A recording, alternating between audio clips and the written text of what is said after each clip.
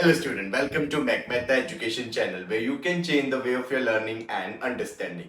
तो बच्चों आज इस वीडियो में हम कवर करेंगे magnetic field due to an arc. तो अभी तक बच्चों आपने सीख लिया था कि एक सर्कल के कारण, एक सर्कुलर लूप के कारण जिसमें करंट फ्लो कर रहा है, सेंटर पे मैग्नेटिक फील्ड निकालने का फॉर्मूला क्या था? B is equal to mu naught I by 2r। अगर एक टर्न है और अगर n नंबर ऑफ टर्न्स है तो यहाँ पे n के साथ मल्टीप्लाई कर देते हैं, है ना बच्चों। और डायरेक्शन के लिए you have right hand thumb rule. Current की डायरेक्शन में आपने फिंगर को कर्ल करना है और थंब जिस तरफ पॉइंट करेगा वो मैग्नेटिक फील्ड की डायरेक्शन होगी। तो इस केस में देखो आपका करंट जो ऐसे फ्लो कर रहा है और थंब बाहर की तरफ है, और बाहर की तरफ हो तो हम क्या यूज करते हैं उसके लिए? डॉट। अब बच्चे अगर आपसे कोई पूछे सेमी सर्कल कि सेमी सर्कल लूप के कारण सेंटर पे कितनी मैग्नेटिक फील्ड होगी, तो वो कैसे निकालोगे? सिंपल बच्चों, सेमी सर्कल के लिए सर्कल वाली मैग्नेटिक फील्ड का क्या कर दोगे? हाफ कर दो, क्योंकि आधा ही सर्कल है ना सेमी सर्कल। तो जब आप इसका हाफ करोगे तो आंसर आ जाएगा mu naught I bye 4r। तो ये याद रखना, सेमी सर्कल के लिए नीचे 4 आएगा, ठीक है। और डायरेक्शन के लिए again you have right hand thumb rule. Finger को कर्ल करोगे in the direction of current, current ऐसे फ्लो कर रहा है तो करंट की डायरेक्शन में आपने फिंगर कर्ल की, इस बार थंब अंदर जा रहा है तो यहां पे जो मैग्नेटिक फील्ड होगी सेंटर पे वो इनवर्ड होगी। इनवर्ड के लिए क्या यूज करते हो आप? क्रॉस। तो सर्कल और सेमी सर्कल का तो इजी था, सर्कल का तो पहले डिराइव किया, सेमी सर्कल सीधा हाफ कर दिया। अब बात जो करनी है वो है आर्क की बच्चों। अब पूरा सर्कल नहीं है, आधा भी नहीं है, उसका सिर्फ एक छोटा सा आर्क है। तो यहां पे ये रेड कलर की मैंने आर्क बनाई एक सर्कल की जिसका रेडियस है r, और इस आर्क के कारण सेंटर पे कितनी मैग्नेटिक फील्ड होगी वो कैसे निकालोगे? तो ध्यान से देखो।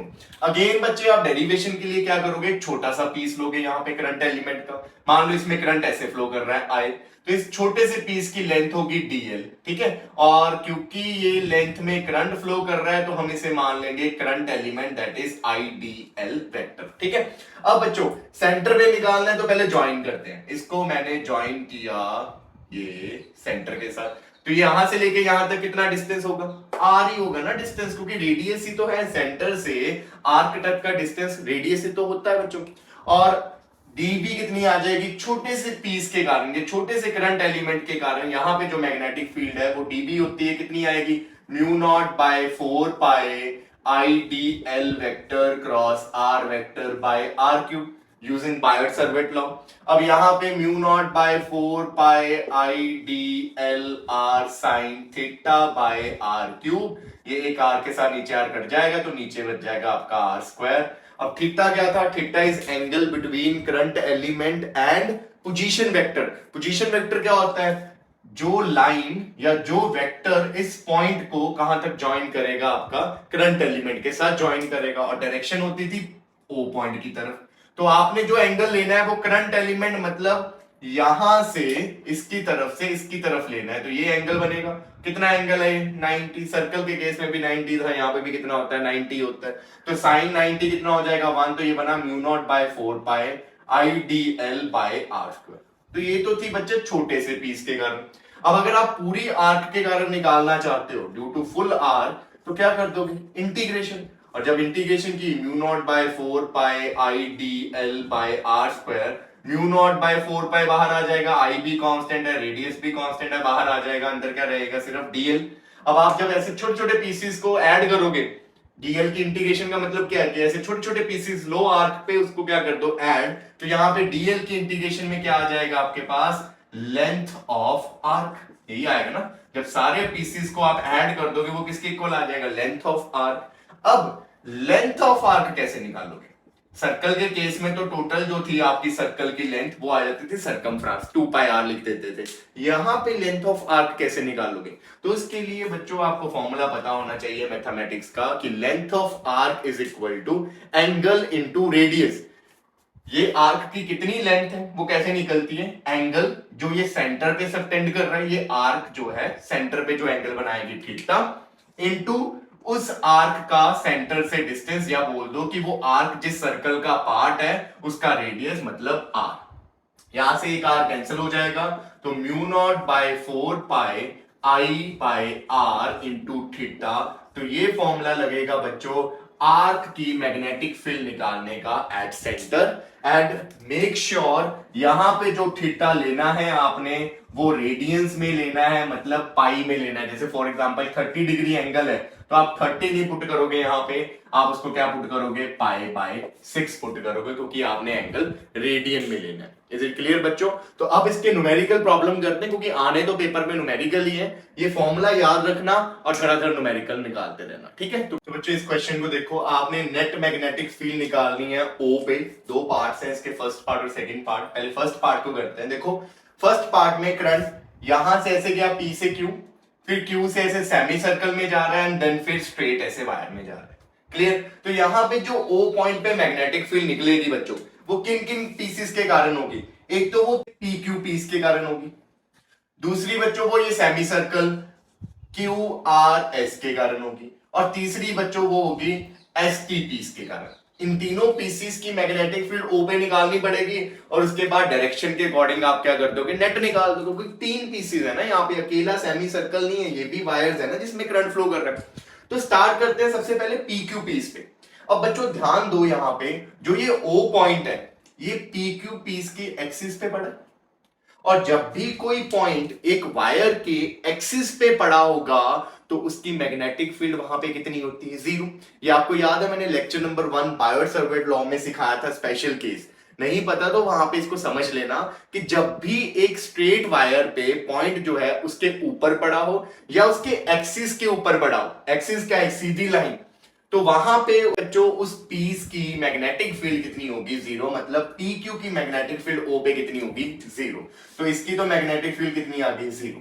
सिमिलरली बात करें बच्चों ST वाली वायर की, तो ST वायर की भी अगर मैं एक्सिस ड्रॉ करूं तो वो भी यही बनेगी ना, पीछे और आगे, और ये पॉइंट इसके भी एक्सिस पे ही लाई कर रहा है। चाहे वो बच्चे आगे लाई करे चाहे वो पीछे लाई करे, अगर पॉइंट एक्सिस पे लाई कर रहा है एक स्ट्रेट वायर के या करंट एलिमेंट के, तो उसकी मैग्नेटिक फील्ड वहां पे कितनी होती है, 0। तो ST की मैग्नेटिक फील्ड भी कितनी हो गई, 0। बचा कौन आपका, बचा सेमी सर्कुलर लूप, और सेमी सर्कुलर लूप का आपको मैग्नेटिक फील्ड सीधे पता है कितनी होती है, वो BQRS क्या आ जाएगी यहाँ पे, mu naught I by 4R। Semi circle है तो 4R आया है। इज इट क्लियर बच्चों?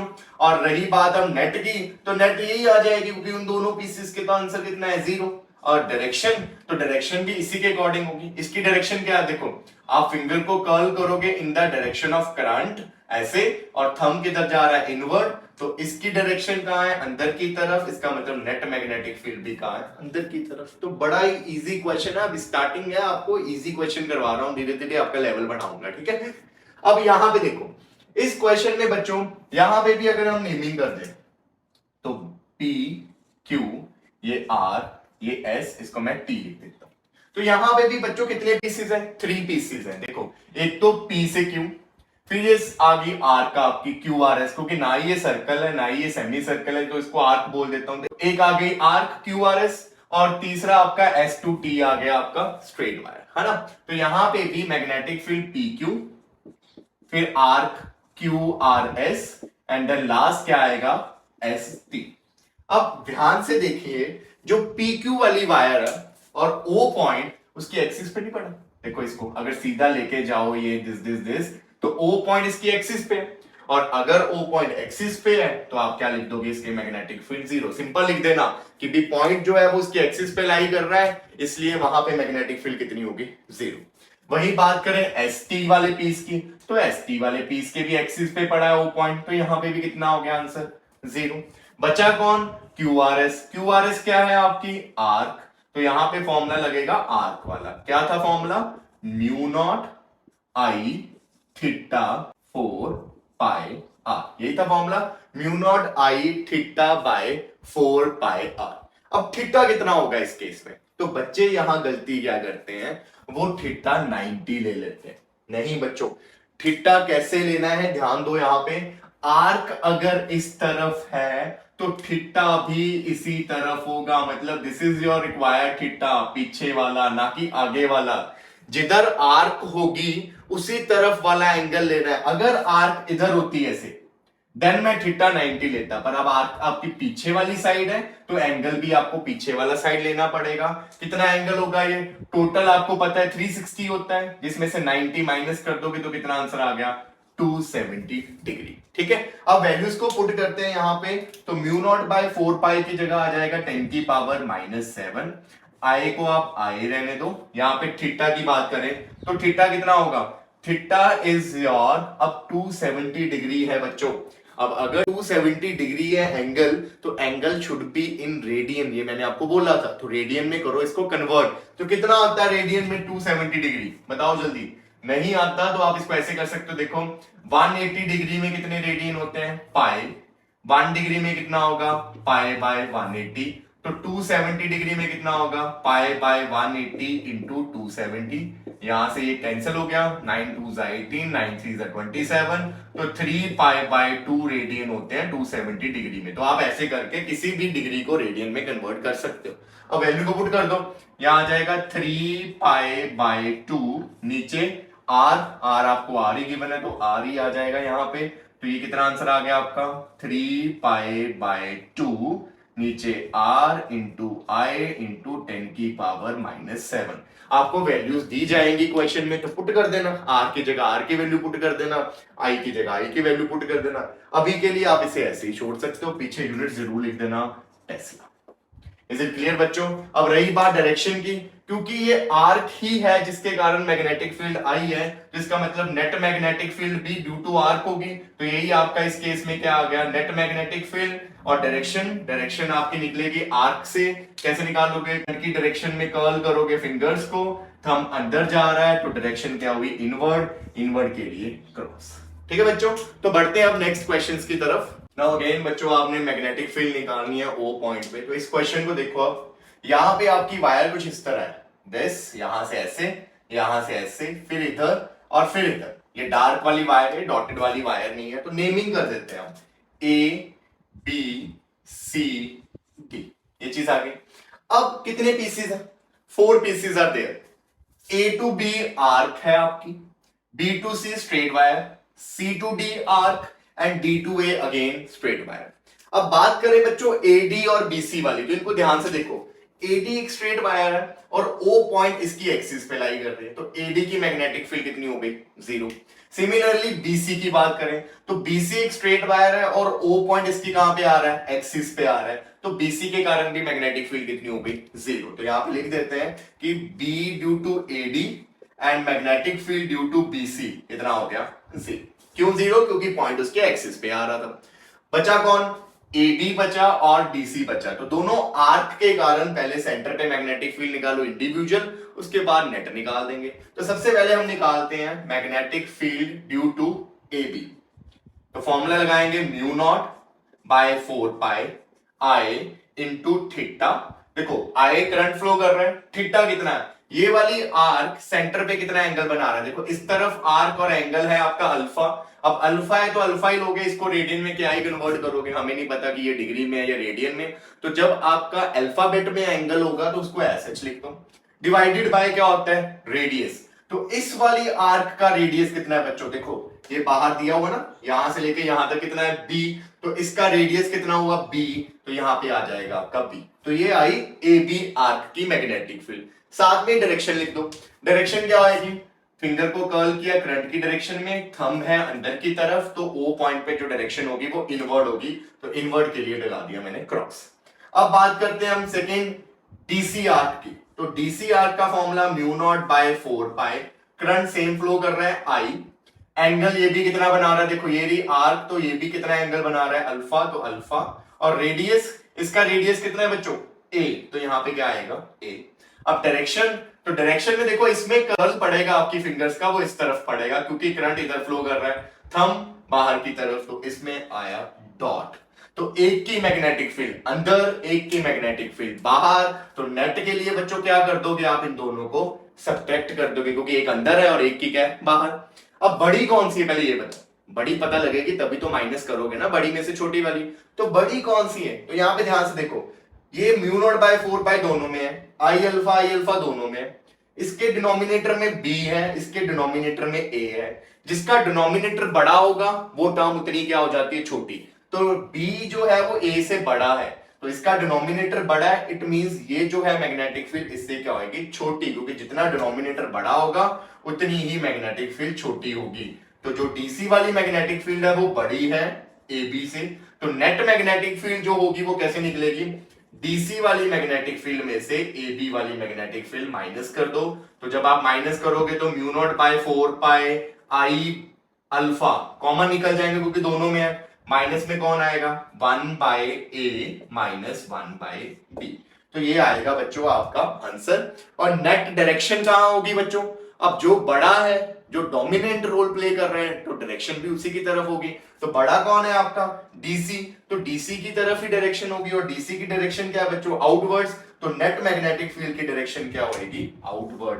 तो ये ध्यान से करना, ठीक है। पहले तो हर एक की निकालो, डायरेक्शंस भी निकालो, सेम है तो ऐड कर देना, डायरेक्शन ऑपोजिट है तो माइनस कर देना। जब आप माइनस कर रहे हो तो नेट मैग्नेटिक फील्ड की डायरेक्शन किस तरफ होगी, जो बड़ा होगा उसी की तरफ होगी। इज इट क्लियर बच्चों। तो बढ़ते हैं आप सेकंड पार्ट की तरफ इसके। तो यहां पे देखो करंट कुछ इस तरह फ्लो कर रहा है, यहां से ऐसे गोल, फिर ये स्ट्रेट, फिर यहां से आर्क, फिर ये स्ट्रेट, तो इस तरह फ्लो कर रहा है। नेमिंग कर देते हैं, इजी हो जाता है नेमिंग से। तो ए यहां बी दे देता हूं, सी डी यहां ई दे देते हैं, और यहां एफ। तो कितने पीसीज है बच्चों यहां पे आपके पास 4 पीसीज है। एक ये एबीसी वाली आर्क, फिर आपका सीडी वाला स्ट्रेट, एएफ वाला स्ट्रेट, और डीईएफ वाला आर्क, ठीक है बच्चों। तो पहले तो स्ट्रेट पेयर को देखो, क्योंकि स्ट्रेट पेयर का काम बहुत ही कम होता है, क्योंकि हर बार जो पॉइंट है वो एक्सिस पे ही आ जाता है। तो ये जो ओ पॉइंट है यहाँ पे, ये डीसी के कहां आ रहा है, एक्सिस पे आ रहा है। सिमिलरली ये एएफ के एक्सिस पे आ रहा है। तो इसका मतलब magnetic field due to CD and magnetic field due to AF क्या होएगा, जीरो।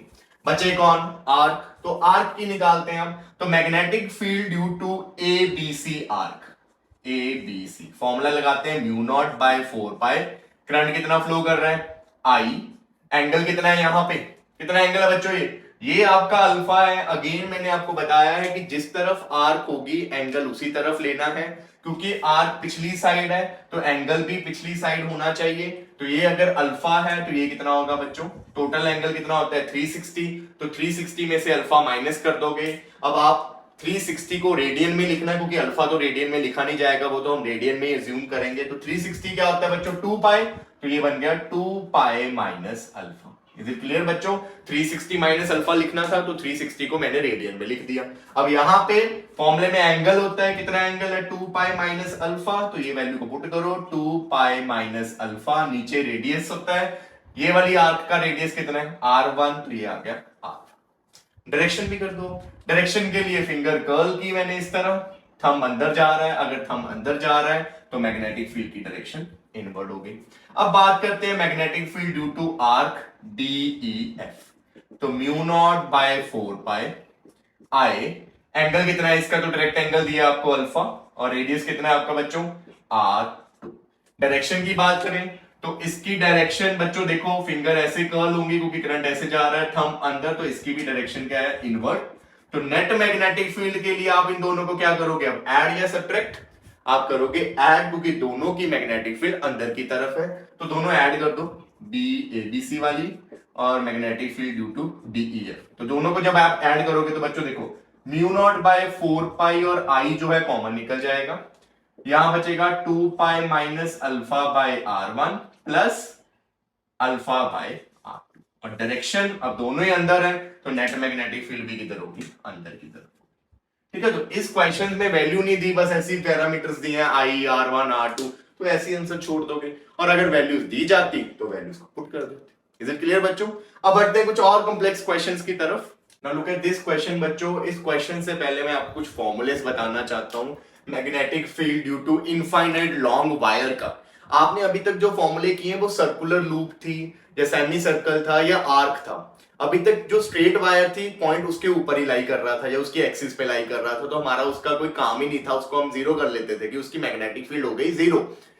बट कई बार ऐसा भी होगा कि वो जो पॉइंट है ना तो वो उसके ऊपर लाई करेगा ना ही उसकी एक्सिस पे लाई करेगा, तो फिर तो आपको स्ट्रेट पीस की मैग्नेटिक फील्ड निकालनी पड़ेगी। तो उसके लिए आपको चाहिए फॉर्मूले, क्योंकि इसकी डेरिवेशन सिलेबस में नहीं है आपके, तो फॉर्मूलेस को आप अच्छे से नोट कर लेना। देखो सबसे पहले है magnetic field due to infinite long wire. Infinite long wire है मतलब बहुत लंबी वायर है, मतलब कभी भी आपके क्वेश्चन में ये लिखा गया ना कि इनफाइनाइट लॉन्ग वायर या लॉन्ग वायर, तो मान लेना कि उसमें ये वाला फॉर्मूला लग रहा है।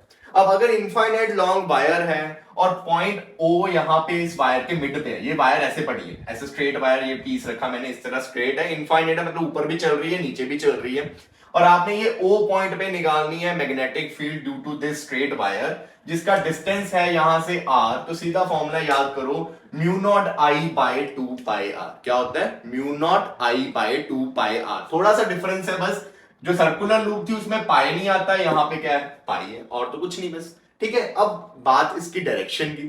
तो इसमें डायरेक्शन कैसे निकालनी है बच्चों? देखो अब इस केस में थंब जो है वो करंट की डायरेक्शन में करना है, और फिंगर्स जो है बच्चों वो क्या होगी? आपकी मैग्नेटिक फील्ड की डायरेक्शन। क्योंकि एक स्ट्रेट वायर में जो मैग्नेटिक फील्ड होती है ना, ऐसे सर्कुलर शेप में होती है, इस तरह उसके चारों तरफ ऐसे सर्कल में घूमती है मैग्नेटिक फील्ड। तो जब आपने अब मैग्नेटिक फील्ड की डायरेक्शन देखनी है in case of straight wire, तो आप अब क्या करोगे? थंब को करंट की डायरेक्शन में, जैसे इस केस में करंट ऊपर जा रहा है तो थंब ऊपर, और मैग्नेटिक फील्ड क्या है? ऐसे अंदर की तरफ, ऐसे घूम के इस तरफ क्या आएगी? बाहर की तरफ। तो आपका पॉइंट अगर इधर है तो इस तरफ अंदर जा रही है, वहीं अगर आपका पॉइंट इधर होता तो इस तरफ से बाहर आ रही है। तो यहां पे पॉइंट्स को देखना पड़ेगा कि किस तरफ वो पड़ी है। और अगर मैं इस केस में बात करूं तो मैग्नेटिक फील्ड निकालने के लिए करंट ऊपर जा रहा है, थंब ऊपर, ये अंदर की तरफ जा रही है, बोर्ड के अंदर की तरफ मेरी फिंगर्स जा रही है, तो यहाँ पे डायरेक्शन होगी इनवर्ड। इनवर्ड के लिए क्या यूज करोगे आप? क्रॉस। इज इट क्लियर बच्चों? अब बात करते हैं सेकेंड। अगर ये पॉइंट बच्चों वायर के किसी एक कॉर्नर के बिल्कुल सामने आ जाए, यहां तो बीच में था, अब क्या किया? ये पॉइंट यहां से उठा के इस वायर के कॉर्नर पे रख दिया, तो यहां पे है ये इनफाइनाइट, मतलब दूसरी साइड ये चलती जा रही है चलती जा रही है, और आपने पॉइंट बिल्कुल इसके सामने रख दिया, तो उस केस में मैग्नेटिक फील्ड आधी हो जाती है, मतलब mu naught I by 2 pi R की जगह क्या हो जाएगा? Mu naught I by 4 pi R. ठीक है, डायरेक्शन वैसे देखोगे, करंट की डायरेक्शन में थंब, मैग्नेटिक फील्ड इनवर्ड। ठीक है बच्चों, तो ये ध्यान रखना कि पॉइंट अगर बीच में है तो ये फॉर्मूला, अगर एक कॉर्नर पे है तो ये वाला फॉर्मूला। और वहीं अगर बच्चों अब आपकी वायर फाइनाइट हुई, उसने नहीं लिखा कि लॉन्ग वायर है, उसने फाइनाइट वायर छोटा सा पीस है, और उस केस में अगर आपने पी पॉइंट पे मैग्नेटिक फील्ड निकालनी है यहां पे, तो वो कैसे निकलेगी बच्चों? आप क्या करोगे? ये वायर है, इसके एक एंड को ज्वाइन किया यहां पे, इसके दूसरे एंड को ज्वाइन किया यहां पे, बीच का डिस्टेंस कितना है? आर। यहां से ज्वाइन किया तो बीच वाली लाइन के साथ ऊपर वाला बना रहा है एंगल φ1, और नीचे वाला एंगल बना रहा है φ2। यहां पे एंगल की जरूरत पड़ती है, और ये फॉर्मूला बन जाएगा mu naught I by 4 pi R sine φ1 plus sine φ2। Is it clear बच्चों? तो इस केस में आपका ये फॉर्मूला लगेगा, ठीक है, जब आपकी फाइनाइट वायर होगी। डायरेक्शन के लिए अगेन वही, बस ये याद रखना आप कि जब भी वायर के केस में डायरेक्शन देखनी है तो थंब अब करंट को रिप्लेस करेगा, और फिंगर्स आपकी मैग्नेटिक फील्ड की डायरेक्शन देगी। इज इट क्लियर बच्चों? तो अब बढ़ते हैं इसकी एप्लीकेशन जो यहां पे लगेगी। तो देखो अब यहां पे इस तरह आपको एक डायग्राम दिया हुआ है, और पूछा गया है कि सेंटर ओ पे कितनी मैग्नेटिक फील्ड होगी। तो कौन कौन से पीसीज है? ए बी है, यहां पे एफ ई है, फिर यहां से बी डी ई, और यहां से बी सी ई। अब इस पूरे को एक सिंगल सर्कल मानने की गलती मत करना बच्चों। क्यों? क्योंकि देखो अगर आप एक कंप्लीट सर्कल मानते हो तो उस कंप्लीट सर्कल में करंट की जो डायरेक्शन होती है वो सेम रहती है। पर यहां पे क्या हो रहा कि यहां से जब करंट आया 5 एम्पियर का, इधर गया करंट, कुछ करंट इधर गया, ये दोनों करंट यहां मीट हुए, और इस तरफ टोटल गया। तो हम कैसे इसको कंप्लीट सर्कल मान ले? इसके आधे पोर्शन में कुछ और करंट है, उसकी डायरेक्शन कुछ और है, और इसके इस तरफ वाली साइड करंट कुछ और होगा और उसकी डायरेक्शन कुछ और है। यहां पे करंट ऐसे जा रहा है और यहां पे करंट ऐसे आ रहा है, या तो करंट ऐसे घूमता है ना। तो इस केस में इसको आप सेमी सर्कल में डिवाइड करके करोगे ऐसे, ठीक है। यहां पे ये बन गया semi circle. Is it clear? Radius आपको दिया हुआ है यहां पे r, ठीक है। अब क्वेश्चन करोगे कैसे? देखो सबसे पहले मैग्नेटिक फील्ड ए बी की निकालनी पड़ेगी, क्योंकि इस केस में जो आपकी स्ट्रेट वायर है और ये जो पॉइंट है ये उसकी एक्सिस पे लाई नहीं कर रहा, इसीलिए आपको वो फॉर्मूला लिखवाया। तो ए बी वाले की अगर मैं बात करूं, ए बी में कितना करंट फ्लो कर रहा है? 5 एम्पियर का करंट फ्लो कर रहा है। कितने डिस्टेंस पे है ये पॉइंट? r डिस्टेंस पे। तो लगाओ फॉर्मूला। कौन सा फॉर्मूला लगेगा? पहला लगेगा या दूसरा लगेगा? बच्चों देखो ये जो पॉइंट है इस साइड इनफाइनाइट है, इसके बिल्कुल एंड पे पड़ा हुआ है ना, इस साइड पड़ा हुआ है। तो यहां पे ये सेमी इनफाइनाइट वायर का केस है, ये वाला सेमी इनफाइनाइट वायर। तो इस केस में फॉर्मूला लगेगा आपका mu naught by 4 pi, I की जगह क्या आ गया? 5 by R. Is it clear बच्चों? सिमिलरली अब नीचे वाले पीस की बात करते हैं तो EF की वैल्यू कितनी होगी magnetic field due to EF, तो म्यू नॉट बाय 4 पाई, ये भी सेमी इनफाइनाइट है, पॉइंट इसके बिल्कुल एंड पे पड़ा हुआ है, तो mu naught by 4 pi, current इसमें भी 5 जा रहा है और इसका भी डिस्टेंस कितना है R। साथ में इंडिविजुअल की डायरेक्शंस भी लिखनी है, तो डायरेक्शन देखो, करंट इधर जा रहा है, इस साइड अंदर जा रही है फिंगर्स और इस पॉइंट से मैग्नेटिक फील्ड बाहर आ रही है, तो यहां पे magnetic field due to AB वाले पीस क्या होगी आउटवर्ड, मतलब डॉट। ठीक है, वही बात करें अब EF वाले की, तो थंब इस तरफ, अब थंब इस तरफ, मैग्नेटिक फील्ड O वाले पॉइंट से क्या आ रही है बाहर आ रही है, तो इसकी भी मैग्नेटिक फील्ड क्या है आउटवर्ड मतलब डॉट। इज इट क्लियर बच्चों? अब बात करते हैं आर्क BDE और BCE, ये दोनों ही सेमी सर्कल्स है ना, दोनों सेमी सर्कल दिख रहा है आपको, दोनों सेमी सर्कल हैं, एक ही वायर के बने हैं, तो आप खुद बताओ मुझे बच्चों, जब यहां करंट डिवाइड होगा तो ये दोनों तरफ इक्वल डिवाइड होगा या नहीं? होगा बिल्कुल, क्योंकि उस तरफ भी वही रास्ता है, इस तरफ भी उतना ही रास्ता है, तो दोनों तरफ इक्वल करंट डिवाइड होगा इस केस में। तो मान लो अगर इधर I1 है तो इधर भी क्या आएगा I1, यहां से इसका भी डिस्टेंस सेम है, यहां से इसका भी डिस्टेंस सेम है, तो दोनों केसेस में डिस्टेंसेस भी क्या है सेम है।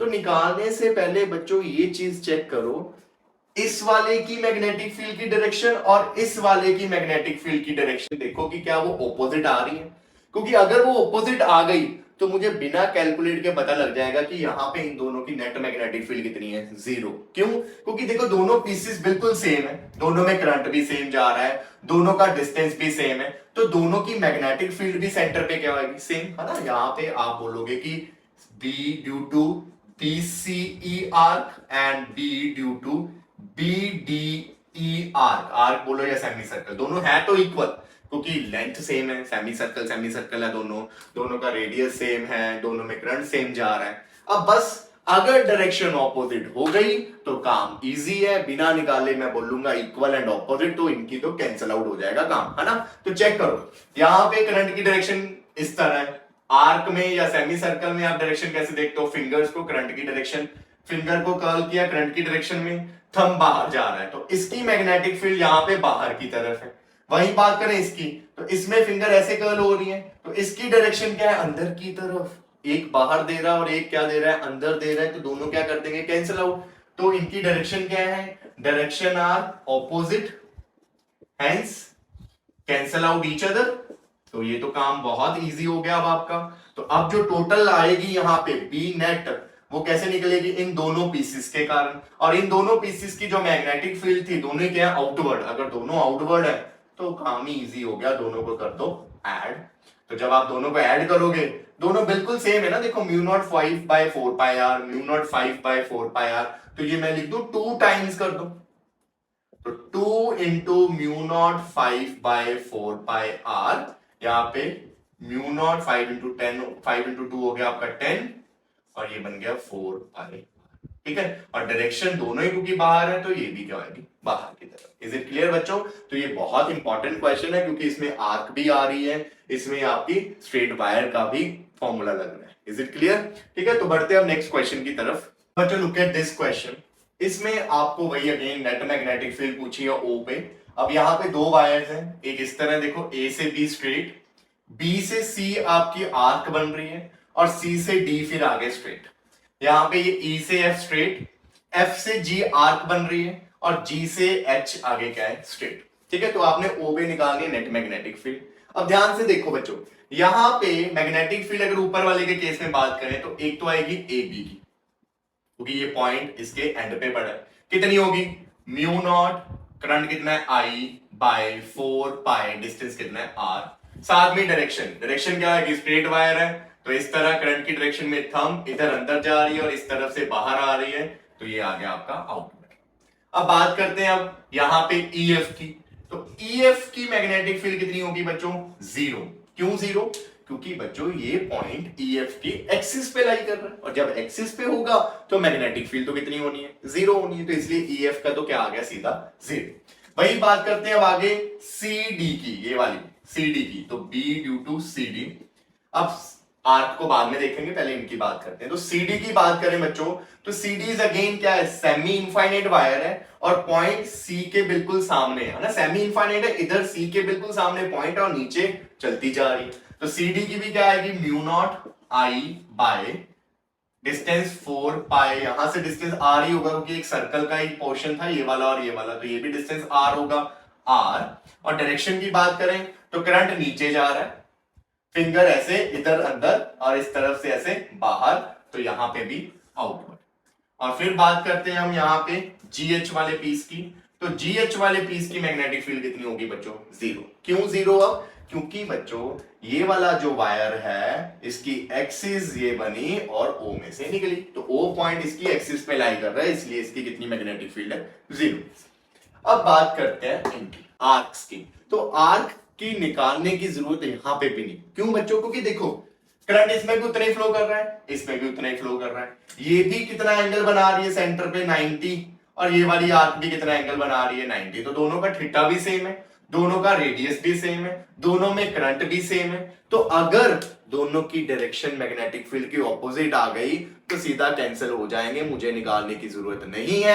हाँ, अगर डायरेक्शन सेम आई तो दोनों ने ऐड होना है, तो उस केस में मुझे ये निकालना पड़ेगा। तो पहले चेक करो कि क्या कैंसिल हो रही है या नहीं। तो उसके लिए देखो यहां पे ये लिख देता हूं पहले कि magnetic field due to BC and magnetic field due to EG equal है। ठीक है, डायरेक्शन की बात करें, यहां पे इस तरह फ्लो कर रहा है तो थंब बाहर की तरफ, तो इसकी डायरेक्शन जो है आउटवर्ड। और यहां पे क्या है, यहां पे इस तरह फ्लो कर रहा है थंब इनवर्ड, तो यहां पे डायरेक्शन इनवर्ड इसकी और इस वाले केस में आउटवर्ड। अब डायरेक्शन आर्क की फिंगर को करंट मान के लेनी है ध्यान से, ठीक है। तो ये इस तरह बाहर की तरफ, ये इस तरह अंदर की तरफ, तो दोनों इक्वल है, directions are opposite, hence cancel out each other। तो जो net magnetic field I O पे वो किनके कारण निकली, ए बी वाले पीस और सी डी वाले पीस, क्योंकि दोनों की डायरेक्शन बाहर की तरफ है तो ऐड हो जाएंगे। अब आप ध्यान से देखो, जब मैं इनको ऐड करूंगा तो दोनों ही पीसीस क्या हैं, दोनों के पीसीस की जो मैग्नेटिक फील्ड है बिल्कुल सेम है, तो 2 टाइम्स कर देता हूं, तो क्या बन गया आपका answer, mu naught I by 2 pi R. 2 और 4 फिटिंग हो जाएगी ना, तो 2 बच गया नीचे, डायरेक्शन दोनों ही बाहर है तो क्यों झगड़ना, बाहर की तरफ ही होगी नेट मैग्नेटिक फील्ड, तो इसलिए बाहर की तरफ। ठीक है बच्चों, तो आप बढ़ते हैं कुछ और कंसेप्ट्स की तरफ। तो बच्चे लुक एट दिस क्वेश्चन, इसमें आपका करंट इस तरह फ्लो कर रहा है बी टू ए, यहां से फिर इस तरह। अब ये ना ही तो सर्कल है ना ही सेमी सर्कल है, this is your arc from A C and D, और ये बी टू ए है एक फाइनाइट लेंथ की वायर। तो अब आपने ओ पॉइंट पे निकालनी है नेट मैग्नेटिक फील्ड, तो वो किन किन के कारण निकलेगी, देखो एक तो डायरेक्ट आपकी आर्क के कारण निकलेगी, कितनी होगी, B due to arc A C B mu naught by 2 pi I by R into क्या होता है एंगल। अब एंगल में क्या आएगा, क्योंकि आर्क इस तरफ है बच्चों, है ना, तो एंगल भी इस तरफ लेना पड़ेगा। टोटल 360 में से 90 माइनस हो गया तो कितना आ गया 270, और 270 को कैसे लिखते हैं 3 पाई बाय 2। ठीक है, तो यहां से पाई, ये पाई के साथ कैंसिल, तो mu naught I by 4 R. और डायरेक्शन की बात करें तो डायरेक्शन क्या होगी इसकी, इनवर्ड। ठीक है, तो ये चीज आ गई। अब बात करते हैं बच्चों इस पीस की, ड्यू टू ए बी वाले पीस के कारण कितनी मैग्नेटिक फील्ड है। तो यहां पे लगेगा फाइनाइट वायर वाला केस बच्चों, क्योंकि ये इनफाइनाइट नहीं है, ए बी फाइनाइट है। फाइनाइट का फॉर्मूला क्या था याद हो अगर आपको, ये था यहाँ पे एक वायर जिसमें आई करंट फ्लो कर रहा है, यहाँ पी था, ज्वाइन करना था इस तरह, ये phi 1 ये phi 2, बीच का डिस्टेंस r, तो mu naught I by 4 pi r sine phi 1 plus sine phi 2, यही था फॉर्मूला ना। अब यहां पे सबसे पहले तो आपको इसको ज्वाइन करना पड़ेगा ऐसे सेंटर पे, ये एंगल कितना होगा और ये एंगल कितना होगा बच्चों, बताओ मुझे। देखो दोनों ही ट्रायंगल्स, यहां पे ये साइड कौन सी है, रेडियस r, यहां पे ये साइड क्या है, रेडियस r, तो ये कौन सा ट्रायंगल हुआ आपका, ये OAB, it is a isosceles triangle. और आइसोसेलेस ट्रायंगल पे अगर आप एक परपेंडिकुलर ड्रॉ करो जो बीच के एंगल को क्या करके जाता है, एक तो बाइसेक्ट करके जाता है और यहाँ पे ये लाइन को भी क्या कर देता है, बाइसेक्ट कर देता है। मतलब ये जो अगर मैं लिखूं AC तो सी डी लिखता हूं तो AD किसके इक्वल होगा, DB के इक्वल होगा और दूसरा ये एंगल भी क्या होंगे आपके इक्वली डिवाइड हो जाएंगे। मतलब ये एंगल हो गया 45 और ये एंगल भी कितना हो गया 45 डिग्री। तो पहली प्रॉब्लम तो सॉल्व हो गई। देखो ये A था, ये B था, ये पॉइंट था आपका जिसको मैंने D के साथ ज्वाइन किया। ये 45 φ1 φ2 भी कितना आ गया 45। अब दूसरी प्रॉब्लम है कि जो डिस्टेंस R होता था बच्चों को पॉइंट का, यहां से होता था, हमें तो यहां से यहां तक का डिस्टेंस R गिवन है कैपिटल R। हमें कौन सा डिस्टेंस चाहिए, वी नीड OD। अब OD कैसे निकलेगा, OD के लिए आप एक ट्रायंगल उठा लो यहां से BDO। तो ट्रायंगल BDO में अगर मैं देखूं तो ये मेरा परपेंडिकुलर होगा क्योंकि एंगल के सामने वाली साइड परपेंडिकुलर, ये बेस और ये हाइपोटेन्यूज। तो बेस निकालना है, हाइपोटेन्यूज आपके पास है तो किसे यूज करें हम, तो बेस और हाइपोटेन्यूज के लिए तो कॉस ही आएगा। Cos theta is equal to क्या होता है, पंडित बद्री प्रसाद हर हर बोल सोना चांदी तोल। तो base upon hypotenuse, base is OD, hypotenuse is OB। तो यहां से OD कितना आ गया, OB cos theta, OB is R, cos theta कितना आपका cos 45 कितना होता है 1/√2। तो ये आ गया आपका बीच का डिस्टेंस R/√2। क्लियर हुआ बच्चों। अब कुछ नहीं है, अब तो फॉर्मूले में वैल्यू फिल करनी है। तो वायर की, AB वायर की जो मैग्नेटिक फील्ड होगी mu naught, current I flow कर रहा है तो ठीक है, सेम करंट फ्लो कर रहा है ना, तो I/4 पाई R कितना आ गया R/√2, ये चीज आ गई। उसके बाद यहां पे sin φ1 sin 45 और sin φ2 sin 45। अब इसको आगे सॉल्व करना है तो mu not I/4 pi R√2 ऊपर चला जाएगा, ये बन गया 2 sin 45 mu naught I√2 by 4 pi R 2 sin 45 is 1/√2। ये √2 से √2 कैंसिल, यहां से ये कैंसिल, तो कितना आंसर आ गया आपके पास म्यू नॉट I/पाई R।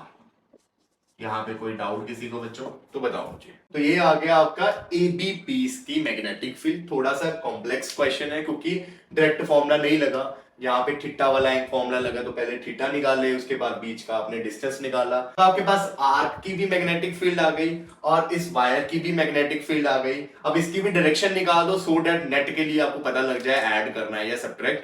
तो डायरेक्शन के लिए अब थंब को किया करंट की डायरेक्शन में, फिंगर जा रही है O पॉइंट पे अंदर की तरफ, तो इनवर्ड होगी इसकी डायरेक्शन। तो यहाँ पे आ गया क्रॉस, पहले वाली भी इनवर्ड थी, ये भी क्या है इनवर्ड। तो नेट के लिए बी नेट जो आएगी आपकी, इन दोनों को आप क्या कर दोगे ऐड कर दोगे, तो mu naught I/4R plus mu naught I/पाई R। रेडियस कैपिटल R है ना, तो यहाँ पे भी रेडियस को कैपिटल R ही फिल कर देते हैं, कैपिटल R।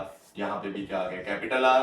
अब म्यू नॉट I और कैपिटल R कॉमन, तो 1/4 प्लस 1/पाई और नेट फील्ड की डायरेक्शन क्या होगी, दोनों अंदर की तरफ है तो इज इट क्लियर बच्चों। तो ये भी one of the most important question है, तो इसे भी अच्छे से जो है नोट कर लेना। अब वीडियो को एंड करने से पहले बच्चों ये लास्ट वेरी इंपॉर्टेंट क्वेश्चन कर लो क्योंकि ये डायरेक्ट आपको पेपर में MCQ में आ जाता है, कई बार तो सॉल्व करने को बोल देते हैं। तो जब भी ऐसा कुछ स्ट्रक्चर हो बच्चों कि सर्कल में एक तरफ से करंट आ रहा है, वो डिवाइड हो रहा है दो पार्ट्स में और दूसरी तरफ से वो बाहर निकल रहा है। अब क्योंकि देखो ये सिमेट्रिकली डिवाइड नहीं हो रहा, यहाँ पे इस तरफ आर्क की लेंथ छोटी है, अगर मैं मान के चलूं इस तरफ आर्क है L1 और इस तरफ आर्क की जो लेंथ है वो है L2। तो अब मैं ये नहीं बोल सकता कि यहाँ पे जो करंट है वो दोनों में इक्वली जाएगा, क्यों, क्योंकि लेंथ जो है अलग अलग है। यहाँ पे लेंथ कम है, तो यहाँ पे अगर लेंथ कम है तो रेजिस्टेंस भी कम होगा, क्योंकि आपको पता है कि वायर की जो रेजिस्टेंस होती है वो लेंथ के डायरेक्टली प्रोपोर्शनल है। तो इस साइड पे रेजिस्टेंस कम होगा तो करंट ज्यादा जाएगा, इस साइड पे लेंथ जो है वो बड़ी है तो रेजिस्टेंस ज्यादा होगा तो करंट क्या जाएगा, कम जाएगा। तो इधर करंट सेम नहीं जाएंगे, तो इस तरफ गया I1 और इस तरफ गया I2। ठीक है, इधर मैं 1 कर देता हूं क्योंकि मैंने लेंथ L1 मानी है तो I1 और इधर L2 मानी है तो करंट I2। अब पिछले क्वेश्चन में तो क्या था कि दोनों तरफ करंट सेम जाता था, आप बोलते थे डायरेक्शन ऑपोजिट हुई तो कैंसिल। यहां पे क्या हुआ अब कि करंट जो है वो सेम नहीं जा रहा, फिर भी बच्चों यहां पे मैग्नेटिक फील्ड 0 वन। अब कभी भी ऐसा क्वेश्चन आपको एमसीक्यू में आ गया, आप डायरेक्ट लिख देना 0। ध्यान देना पहले तो कि ये जो स्ट्रेट वाले पीसेस हैं इनके एक्सिस पे वो पॉइंट आना चाहिए, क्योंकि इनका 0 तभी होता है जब वो पॉइंट एक्सिस पे हो। ये ना हो कि ये वाली वायर में से निकले ही ना, मतलब ये वाली वायर की एक्सिस पे ये पॉइंट हो ना, फिर नहीं आंसर 0 आना। इन दोनों पीस के कारण आंसर हमेशा 0 आएगा। क्लियर हुआ बच्चों? ये वाले पीस के कारण आंसर 0 नहीं आएगा। तो ऐसा क्वेश्चन कभी भी आए कि स्ट्रेट वायर जो है उसकी एक्सिस ओ पॉइंट से निकल रही है और करंट जो है वो दोनों पार्ट में डिवाइड हो रहा है, चाहे इक्वल डिवाइड हो चाहे अनइक्वल डिवाइड हो, आंसर तो 0 ही आना है। तो इसको प्रूफ करते हैं। देखो यहां पे पहले करते हैं हम कि स्ट्रेट वायर, नाम दे देता हूं ए बी सी डी, ये ई, तो B due to A B and B due to D F लिख देता हूं इसको, B due to D F, दोनों ही क्या आएंगे 0। अब अगर बात करें हम B due to arc DED, इसकी डायरेक्शन पहले मैं बता देता हूं। डायरेक्शन के लिए ये किया मैंने, किधर आ रही है, बाहर की तरफ, तो इसकी जो डायरेक्शन है वो है आपकी आउटवर्ड। और अगर बात करें magnetic field due to BCD, इसकी डायरेक्शन इनवर्ड, तो डायरेक्शन तो ऑपोजिट है। अगर ये इक्वल हो जाए तो हम बोलेंगे कि इन दोनों की वैल्यू जो है इक्वल है, डायरेक्शन ऑपोजिट है, तो कैंसिल आउट, तो टोटल आंसर 0। अब ये शो करना है कि ये दोनों मैग्नेटिक फील्ड्स जो है बच्चों ये इक्वल एंड ऑपोजिट है। ऑपोजिट तो चलो हो गया शो, डायरेक्शन तो हमने देख लिया, अब इक्वल शो करना है। उसके लिए मैं इसको लिख रहा हूं B2, BED वाले को सॉरी B1 लिख देते हैं ना, क्योंकि 1 इस तरफ गया है, और इसको लिख देता हूं मैं B2। अब पहले B1 और B2 को इक्वल प्रूफ करना है, तो मैं रेशो निकालता हूं दोनों की। तो B1 बाई B2 की रेशो निकालो, कैसे निकलेगी रेशो? तो B1 is mu naught by 4 pi, current कितना जा रहा है इसमें I1, एंगल कितना है अल्फा 1 बाय रेडियस, तो दोनों का सेम ही होगा क्योंकि एक ही सर्कल का है ना, तो रेडियस लेट कर लेते हैं R, तो नीचे आ गया आपका R। ऐसे यहां पे करें तो mu naught by 4 pi I2 alpha 2 bye R, ये कैंसिल, क्या बन गया I1 अल्फा 1 I2 अल्फा 2। ये चीज क्लियर होगी। अब बच्चों अल्फा एंगल कैसे निकलता है, आपको लेंथ ऑफ आर्क निकालनी सिखाई थी मैंने कि लेंथ ऑफ आर्क कैसे निकलेगी, L1 कैसे निकलेगा, एंगल इंटू रेडियस, तो L1 हो गया अल्फा 1 इंटू आर और L2 क्या हो गया अल्फा 2 इंटू आर, क्योंकि रेडियस तो सेम है। यहां से अल्फा 1 और अल्फा 2 की वैल्यू क्या आ गई, अल्फा 1 आ गया L1 बाय आर और अल्फा 2 क्या आ गया L2 बाय आर, ये चीज आ गई। पुट करो ये वैल्यूज को यहाँ पे, अल्फा 1 की जगह L1 bye are, I2 alpha 2 की जगह L2 बाय आर, तो R से R cancel, I1 L1 by I2 L2। अब I1 की बात करते हैं। देखो बच्चे current V is equal to I R होता है, V voltage, I current, R resistance, क्योंकि ये दोनों पीसेस पैरेलल में लगे हैं BD पॉइंट के अबाउट, है ना। यहां पे देखो ये एक पीस ऐसे लगा और एक पीस ऐसे लगा है, तो दोनों की पोटेंशियल डिफरेंस क्या आएगी सेम। V क्या हो गया इस केस में आपका कांस्टेंट, अगर V कांस्टेंट है तो I is inversely proportional to R हो जाएगा, मतलब I1 by I2 is equal to R2 by R, ये चीज आएगी रेजिस्टेंस के इनवर्सली। तो मैं अब I1 और I2 की जगह क्या लिख रहा हूं R2 bye R1 L1 L2, ये चीज आ गई। अब रेजिस्टेंस किसके इक्वल होता है आगे, रो L बाय A के, तो रेजिस्टेंस की जगह रो, लेंथ कितनी है सेकंड वाले पीस की L2, एरिया तो सेम है, एरिया ऑफ क्रॉस सेक्शन तो दोनों वायर का सेम है, दोनों सेम ही मोटी होंगी, तो A यहां पे R1 की जगह, इसको मैं यहां पे लिख देता हूं, स्पेस का मैंने तो यहां पे लिख देता हूं R2 L1 R1 L2, R2 की जगह रो L2 bye A into L1, यहाँ पे R1 की जगह rho L1 by A into L2, rho भी सेम रहेगा क्योंकि मटेरियल भी सेम है, तो यहाँ पे देखो अब सब कुछ कट जाएगा, A से A, रो से रो, L1 से L1, L2 से L2, तो 1 बाय 1, मतलब इस साइड था B1 और इस साइड था B2, तो B1 बाय B2 की रेशो आ गई 1, it means B1 equal to B2। Direction तो पहले ही ऑपोजिट बोल दी थी आपको, वैल्यूज इक्वल आ गई, इनका पहले ही 0 था, इनका भी इक्वल एंड ऑपोजिट आ गया, तो नेट जो है सेंटर पे कितनी आ गई 0। तो कभी कभार ये प्रूफ में भी पूछा जाता है और नहीं पूछा गया तो आपको पता होना चाहिए कि कभी भी ऐसा क्वेश्चन आ गया तो सेंटर में मैग्नेटिक फील्ड 0 होगी। बार बार बोल रहा हूं, बस ये ध्यान रख लेना कि ये जो स्ट्रेट पीसेस है इनकी एक्सिस जो है वो ओ पॉइंट में से निकल के जानी चाहिए, नहीं तो इनका आंसर 0 नहीं आएगा, टोटल आंसर फिर 0 नहीं होगा। इज इट क्लियर बच्चों? अब मैं इस वीडियो के बाद ना बच्चों आपको एक पिक्चर स्लाइड में डालूंगा, ठीक है? उस पिक्चर में ऐसे बहुत सारी शेप्स बनी होंगी कि जिन जिन शेप्स में आपको पता लग जाएगा कि भी अगर ऐसी शेप हुई तो आंसर बीच में क्या आएगा, 0 ही होगा। तो सेम प्रॉपर्टी के अकॉर्डिंग डिफरेंट डिफरेंट शेप्स बनाऊंगा और उनके कारण सेंटर पे आंसर क्या आएगा, 0। जैसे अगर मैं बोलूं ये एक स्क्वायर है, एक इधर है एक इधर है, यहां से आई करंट गया, यहां से आई करंट गया वापस, तो सेंटर पे बताओ कितना आंसर होगा? तो आप बोलोगे 0। क्यों?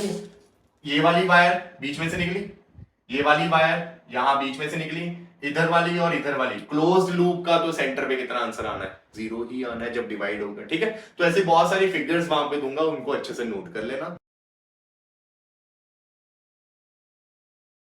So that's all for today, thank you.